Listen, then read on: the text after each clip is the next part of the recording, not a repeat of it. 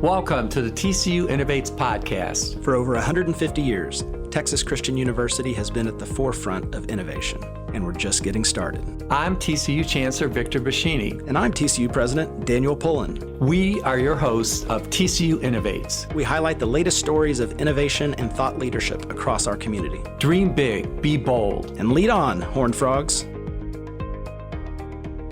Hello, everyone, and thanks for tuning in again. This is Victor Boschini, and today I'm here with a really special guest, Tracy Syler-Jones. She's our Vice Chancellor for Marketing and Communications at TCU.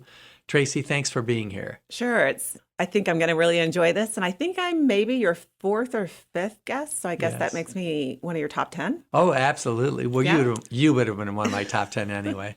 And I'll be in my role for only about another 50 days. So okay, let's start there, Tracy. Tell us about that. You're the Vice Chancellor for Marketing and Communication, and you're about to retire from that role. How long have you worked at TCU? So I arrived at TCU in 1999, July of 1999. So roughly 24 and a half years, but I guess if you want to round up, 25. It's been quite the journey. I mean, I really never envisioned me being at TCU, but life is what it is. And so I ended up a single mom, and I was in Birmingham, Alabama, and my family was here in Texas. And so I really wanted to get back to Texas to be with my family because we grew up in California. So I started looking for a job in the good old state of Texas. I had two places that I was looking at, North Texas, DFW area, and then San Antonio, which was where my mom was living at the time. So I came here, interviewed a little bit, didn't find a job, actually interviewed at TCU for an assistant director of communications position, and left, went back home to Birmingham, and then just decided to move without a job. So it was a huge leap of faith. So you pack up the two kids and you're like, let's go. Yes, I did. And my mom came out and helped me, and we drove, and our U-Haul and little Mazda sedan, I think I had at the time. And it's funny, I knew I was in the state of Texas when this, a little stereotypical, but it wasn't happening. You weren't seeing this in Birmingham. It was just like lots of pickup trucks. All of a sudden, I was like, okay, Texans do have an affinity for pickup trucks, and there's nothing wrong with that. It was just sort of a visual reminder for me that, I was in a different part of the country. But when we got here, I still didn't have a job. And so I kept looking and looking and looking. And about a week before I had to make the decision to go live with my mom, with my kids, which I really didn't want to do, TCU called, and they offered me the position for Assistant Director of Communications. And so my kids were 5 and 7 at that time, and they had the opportunity to literally grow up at TCU. And then over that period of time in my career at TCU, I've just had the opportunity to continue to advance, and it's been wonderful. So in 2009, I moved into the position as Vice Chancellor for Marketing and Communication. You hired me into that role, and it's just been a wonderful ride. It's been challenging and fun, and lots of late nights, early mornings, but I wouldn't change it for the world. Wow, we were lucky when you did that. What did the boys say when you're like, hey, we're moving to Texas, get in the car? Oh, my gosh. I had to bribe them and say, we're going to get a dog when we get there. And so we did. They were young enough, I think. They didn't have really strong relationships because they were so young. And so I think they were interested in a new adventure. And my sister was still here at the time. She was doing television news, I think, by that point at CBS 11. So we had family here, and probably that made it a little bit easier. But it was definitely a big move for us, and one that definitely turned out in the right way. Good.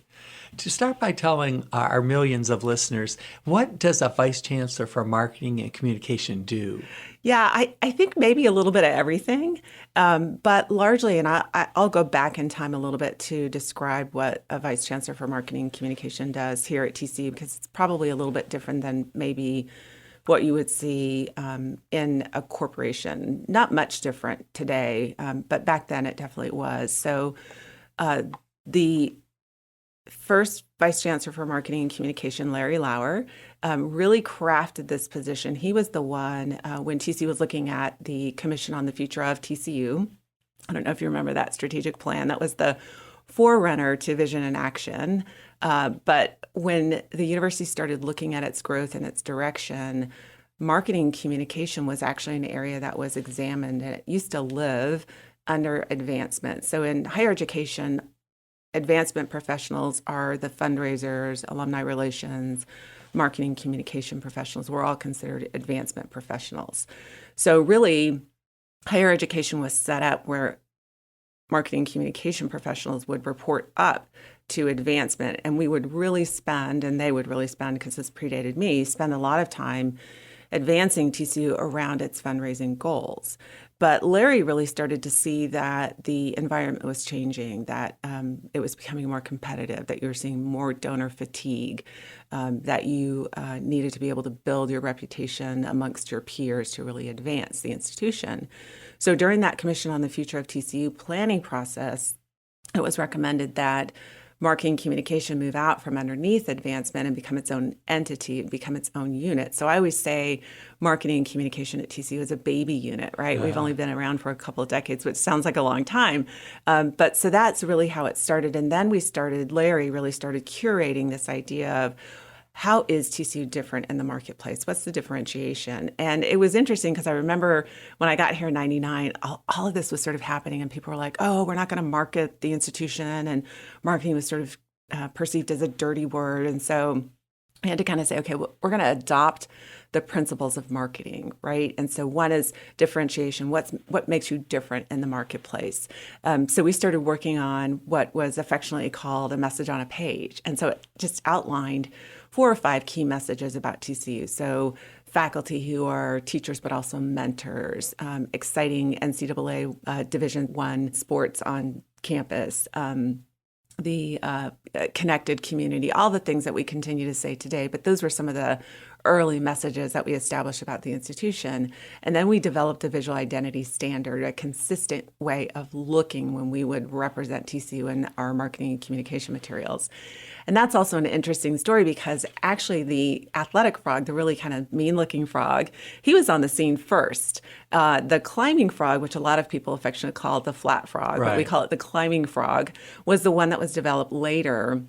And so that's why we ended up with 2 different visual marks like that work really well today. But we did have to come in later and set some brand standards and guidelines for people to understand that visually the athletic frog represented athletics and the climbing frog was for the rest of the institution. But the consistent messaging and the consistent use of the visual standards really helped us build the university's identity. And we've just taken that from there. We're really working hard on advancing the university's strategic mission, its goals, its values, its vision, because we really want to tell that authentic story. And now we do deep research on the messaging to make sure it resonates with our audiences. And it's telling a true story. We don't want to tell people, right, hey, come to TCU and this is the type of experience you're going to get, or partner with TCU and this is what we'll be able to bring to the table. I mean, we really want to be very focused on the messaging that we tell, how we represent the university, who we're trying to reach, very targeted, as well as the types of tools that we use to distribute our content and information to various people. It's working very well for us. We're seeing our U.S. News and World Report, which is a benchmark a lot of consumers use to identify the quality of an institution. The peer perception ranking is about 20% of that ranking in U.S. News and World Report. You know, we, for a long, long time, had like 2.8, 2.9 out of 5, and we finally broke through and hit 3.1, and we've been staying at 3.0 in the 5.0 rank. And again, that's very helpful for our overall peer perception ranking. A couple times you said something that I think is really fascinating. What differentiates, you use that word. So what do you think is special about TCU? What does differentiate us? Okay, I'm going to put this in kind of a marketing and product context. When you think about things like soda or toothpaste or tissue, you know, everybody's sort of vying for that differentiation piece. In particular, for the student experience, one thing that cannot be replicated by the various institutions, right? Because a lot of people are like, oh, it's like the blind taste test. They're all the same. But one thing that really distinguishes TCU, I believe, from others is location. That can't be replicated. And you know as well as I that TCU had a really interesting journey. They started in Fort Worth, went to Thorpe Spring, went to Waco, building burned down, and then they put out an RFP. And Fort Worth was one of the cities that, you know, raised a hand and said, hey, we'd love to have you here. We're going to give you this land. And then the university moved back in 1910. So when you think about the combination of TCU being, I think it is the oldest liberal arts university in Fort Worth. I believe that's true. Then you pair that with it being in one of the nation's fastest growing cities, right? So lots of opportunities for students, lots of opportunities for partnerships, and lots of opportunities for donors to think about this institution and the good it will do in the future and now. The sports, you don't get this size of a school and that major sports activity a lot that students can actually walk to and enjoy. And it creates a lot of spirit and a lot of connectivity. So if you and I are in different majors, we might not ever see one another, but we could say, hey, let's go meet up at the football game. And so that's beneficial for students. And we see that a lot when we ask students, hey, what do you like about TCU? A lot of times athletics is that first connector when students are expressing an interest in TCU. So they'll identify and hear about TCU through an athletic event. And then they'll say, okay, this is kind of interesting. Does the school have my major? And then that's kind of the hook. I think outstanding academics. I just can't say enough about our faculty. They are amazing and they truly are mentors. I've been to different events where alumni will say, oh yeah, Professor Jones taught me this and Professor Jones is still here, and they still have a really strong relationship, and I think that's important. And then the final thing I'll say is just outcomes for our students once they graduate. I think they're successful in the marketplace, and I think that matters. It's really important when families are investing in a university like TCU that their Horned Frog can graduate and go and apply their craft and really have a positive impact on the world around them. That's a lot, but No, I think that's it's hard to good. package all of it. Right. And I think that also says something about TCU if it has that many points that are, special.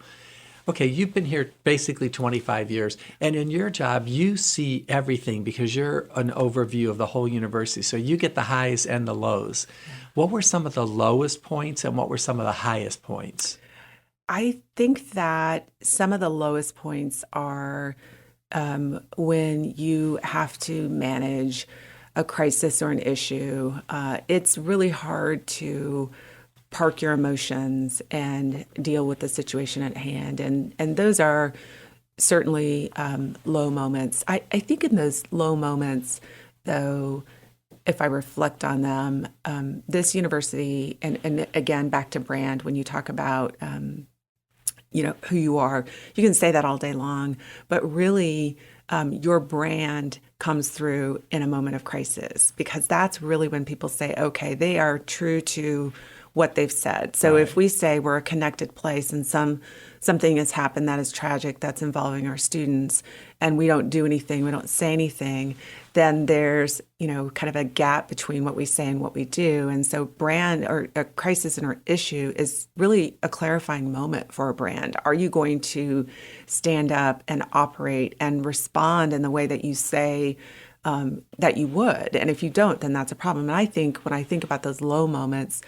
that TCU has consistently shown up in the way that it has stated. So if we're a connected community, again, something tragic is happening in the student environment, we show up. Right, everybody comes together. Everybody comes together.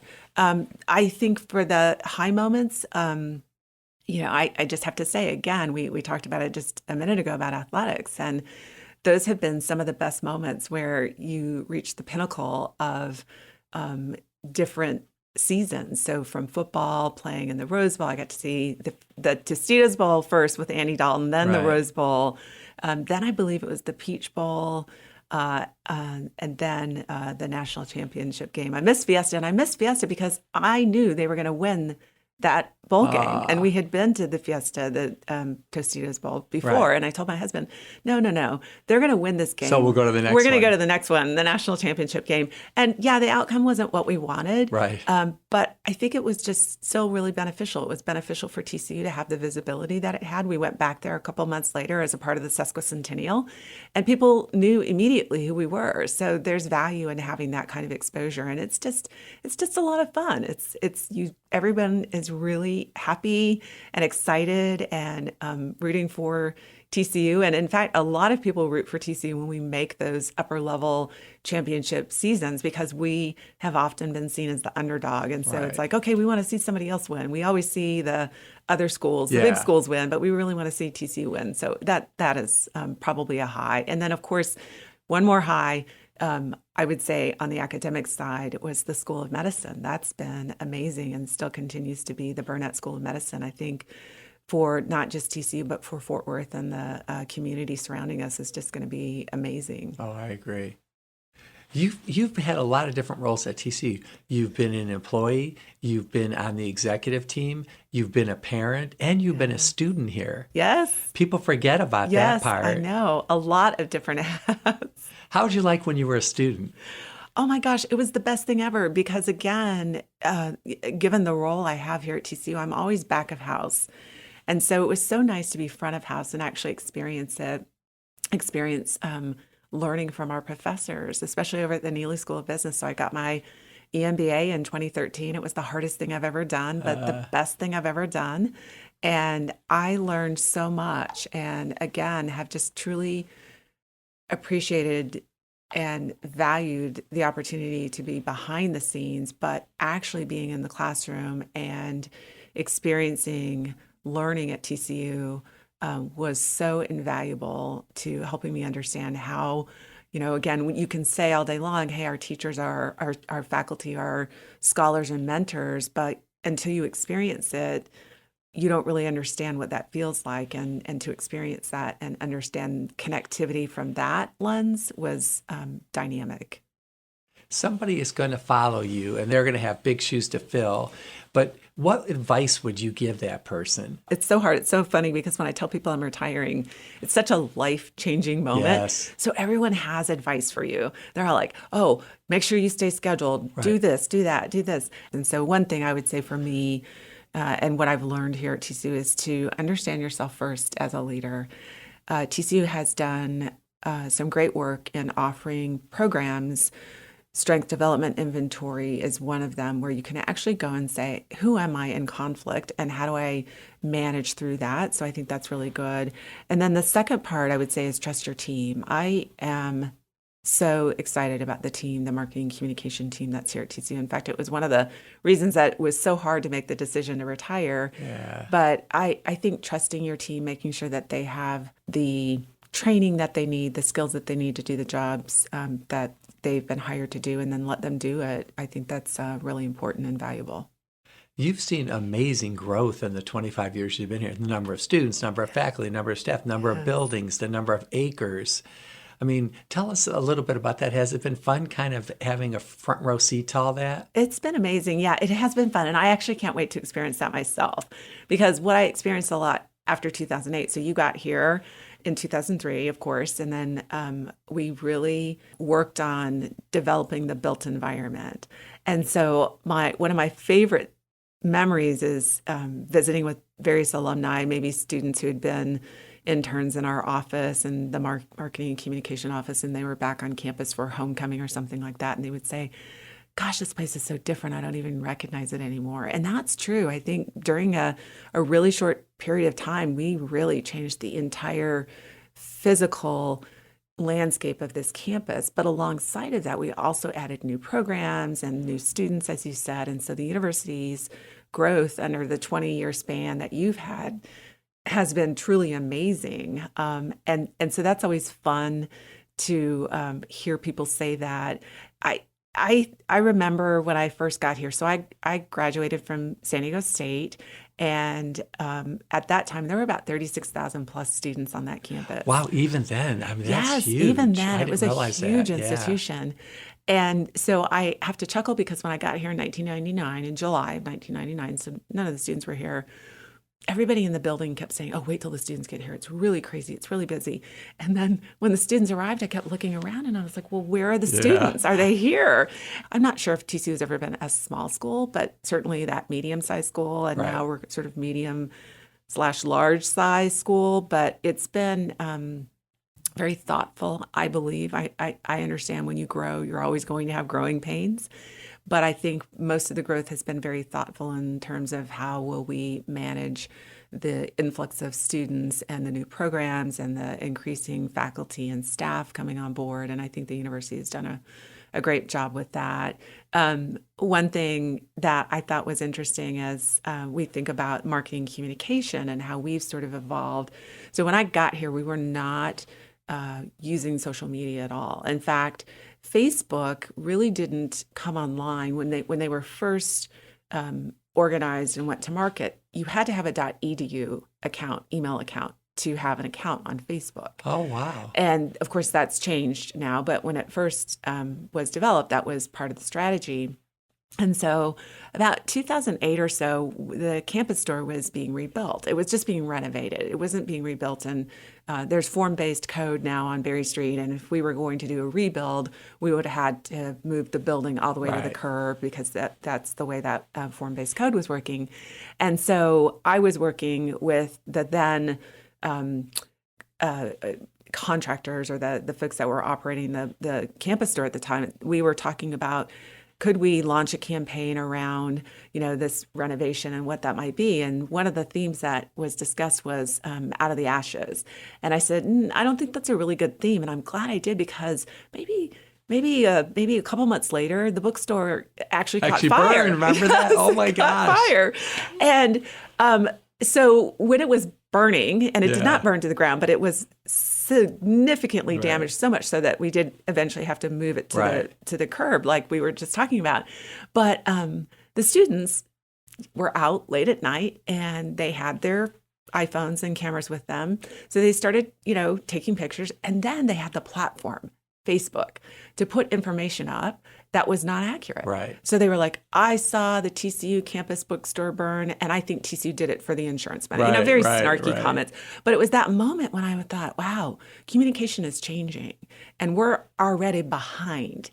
Information is already out there that is misinformation, of course, probably purposefully so, but we were behind on that. And so that's when we started the journey of, hey, we need to think about social media and what this means for the institution. And so we, in 2008, realized that in order for us to continue to be effective in making sure our message was getting out to the right audiences, we were going to have to invest in social media. And it's a little difficult sometimes to get a staff line here. So it took us a couple of years, but that was also the time when newspaper was sort of on the decline, and they were letting a lot of people go. And we were able to land the best social media person ever I think now it's been 14 years ago now. And it was perfect, because she knew how to tell stories, visual stories, and that was perfect for that platform at that time. And so we never looked back. And that's really one of the things when I think about growth for us as a marketing communication division, that plus being able to leverage the postseason athletic championship games when we started putting advertising in the environment where the teams were playing, and really taking that moment to tell the full TCU story. Hey, we're a great athletic school, but we're also a great academic school, and you might want to check us out. And then we did the thank you ads. Remember, we started those. That was neat. Everyone was really excited about the thank you ads. I think you even received an email from a gentleman in LA after we ran the thank you ad following the Rose Bowl. And I think that time it was the beginning of QR codes, and we were using QR codes effectively. So we weren't sending people to our website. We sent them to a video about TCU, and this gentleman watched it. And I think he wrote you and said, I don't have any college-age children, but if I did, I'd tell them to come to TCU. And that was in California, a very important market for us. So we have always appreciated your support in allowing us to do that kind of an ad campaign during those moments. And of course, you saw that again here in 2023 when we went to the Fiesta Bowl, and then again in the for the national championship game. Sorry, 2022 Fiesta Bowl, 2023 national championship game. Where do you think social media is going, Tracy? That's you talked about that a little bit, but what do you see in the future of it? I wish I had a crystal ball and could tell you.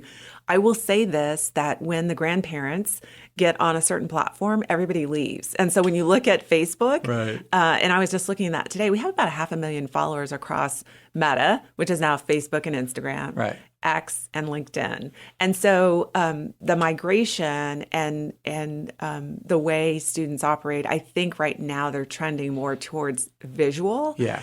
Everybody is. A lot of people just are not reading. And so it's hard to say. Sometimes new platforms come out, and like TikTok was, of course, one of the new ones that came out. It's very popular now. Do you know what What's Up Brother means? What's up, brother? No, you don't know. I'm not cool enough to know. Yeah, I'll explain to you later. Okay.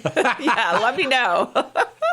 No, but I think the challenge is, we have two people who are doing social media on behalf of a major institution. And so keeping up with all of that, I believe, is certainly going to be a challenge. And you've got to be smart. You can't chase every shiny new tool that comes out. You have to be really smart about it. I will say that we're smart enough now to go and get TCU's name when a new platform comes out. So we're a little bit behind with Facebook. Oh, yeah, that's a good point. Yeah, we were a little bit behind with Facebook, and we went and to the person who had the TCU moniker and said, knock, knock, knock, can we have our name back? And they were like, oh, no, thanks. Yeah. So we had to really, we were behind, and we had to really work on, hey, how do we make sure people know that this is the official TCU account? So we had a little starburst up on the front page of our account that said official TCU account. And then when you look at Facebook, it's TCU-Texas Christian University, because we couldn't get TCU by itself. We tried, but we weren't able to. So we had to work our way around that. So I do know that we do kind of stake a claim when we see something coming and we think that it's going to be important enough for us to put our name out there and get that secured in case it does indeed take off. You're really modest, but I just want to say to all our millions of listeners again that I think you're the biggest part of the reason why our name has really grown. I really mean that. Of course, we have a great product and wonderful students, wonderful faculty, great camps, but if nobody knows that, it doesn't matter. And I think you've been really good at pushing the boundaries and getting us out there and trying new ways. Yeah, well, thank you so much. And I have to say again, one of the big things, so back to what would I tell the person following behind me? I think it's really important to intentionally build your team. And we have an intentionally built team based on where we wanted to go with the institution and how we wanted to position the university to lead, how we wanted to tell the university's story. It took a while, I think, for us to finally catch some good traction, but I feel really good about where we are right now, especially with the team that's in place. Well, Tracy, thank you for 25 years of amazing work, and thank you for always putting TCU out there. Yes, thank you so much. I appreciate it. It's been great doing this. Thanks. The TCU Innovates podcast is recorded at the KTCU studio in the Bob Schieffer College of Communication at Texas Christian University. Special thanks to our student producer, Carson Arnold, and the entire TCU team for supporting our show. Go Frogs!